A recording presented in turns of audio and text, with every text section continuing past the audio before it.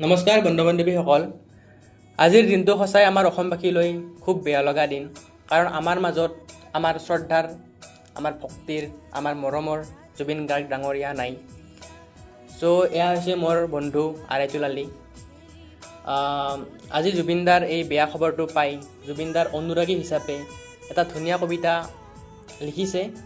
এতিয়া সেই কবিতাটো আবৃত্তিও কৰিব। নমস্কাৰ, মই আৰাইতুল আলী, ভট্টদেৱ বিশ্ববিদ্যালয়ৰ স্নাতকৰ তৃতীয় ষান্মাসিকৰ ছাত্ৰ।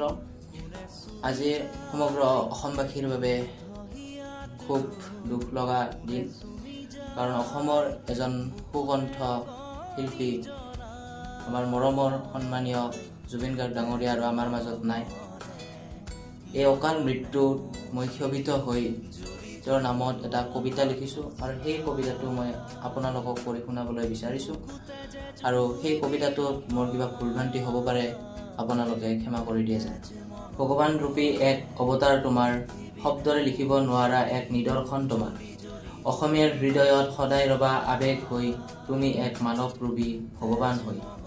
বুজিব নোৱাৰিলোঁ তোমাৰ গানৰ অনুভূতি, বুজিব নোৱাৰিলোঁ তোমাৰ গানৰ মহিমা। শব্দৰে বুজাব নোৱাৰা এক বিচিত্ৰ নিদৰ্শন, আজিও তোমাৰ বাবে কান্দিব অসমৰ প্ৰতিজন। তুমি আছিলা আৰু থাকিবা অসমৰ আৱেগ হৈ, পাহৰিব নোৱাৰা এক অলেখ সপোন হৈ। হীৰা মণি মুকুতাৰ সমান তোমাৰ মূল্য, অসমে পাহৰিব নোৱাৰিব তোমাৰ ব্যক্তিত্ব। অসমৰ শিল্পী জগতৰ গুৰু হৈ প্ৰতিষ্ঠিত হবা, আগন্তুক শিল্পীৰ এক প্ৰেৰণা হৈ ৰবা। সোণালী আখৰেৰে লিখা যাব তোমাৰ নাম, অসমৰ ইতিহাসৰ এক গৌৰৱৰ সুনাম। তুমি এক অসমৰ অমূল্য সম্পদ, অসমীয়া জাতিৰ এক ঈশ্বৰ প্ৰদত্ত গৌৰৱ।